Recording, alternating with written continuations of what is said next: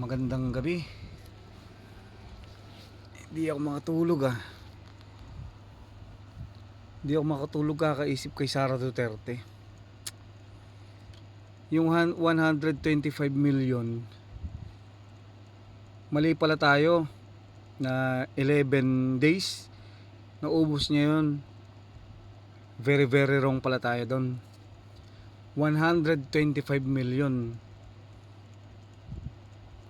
Yung nga lang 11 days parang grabe 11 days. Halos yun, kulang sa 2 linggo yun 125 million. Yung 1 million nga lang parang ang hirap ubusin sa yun sa loob ng 11 days. Pero maling mali tayo guys. Kasi si Ramil Madriaga, sabi niya maling mali yung 11 days na ubos yung 125 million dahil 24 hours lang wala na yung 125 million. Bigyan mo ako ng bigyan niyo ako ng 100,000, parang hindi ko nga mauubos yun sa loob ng ng 24 hours 100,000 lang.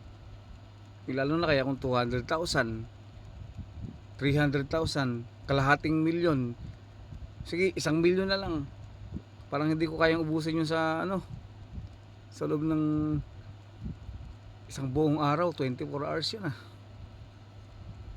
kalahain yun Kaya pala itong Sara na to, napakabastos pa nito hindi niya ginalang yung hindi niya ginagalang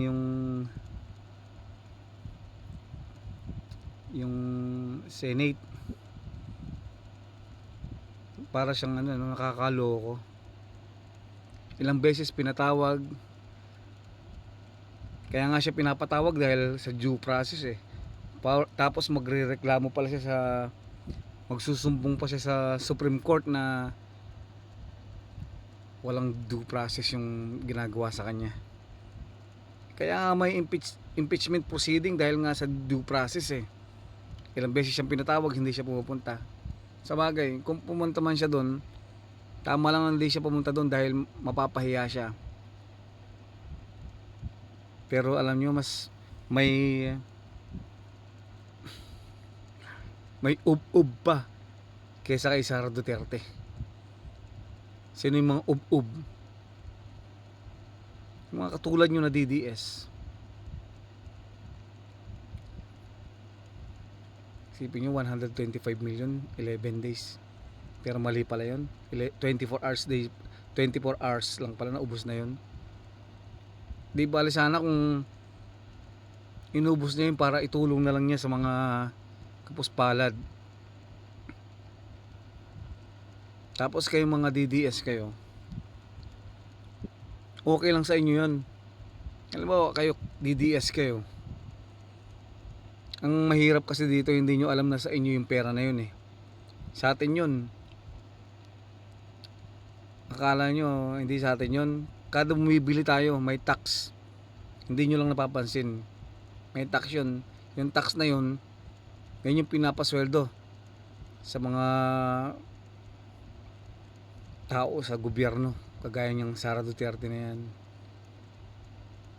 Pero imbis na ilaan sa mga project, pero wala, hindi man lang niya may paliwanag kung saan napunta.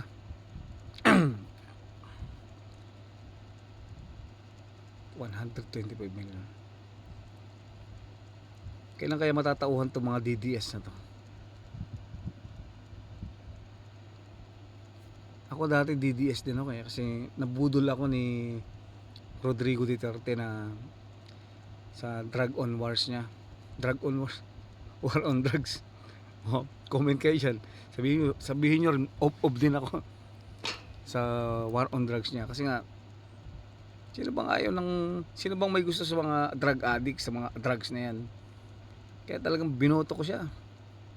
Yun, habang tumatagal ang panahon, parang may mali. Kung sino-sino na lang ang inililigpit. Grabe oh. Kahit mga inosente, pinapatay basta magpakitang gilas lang.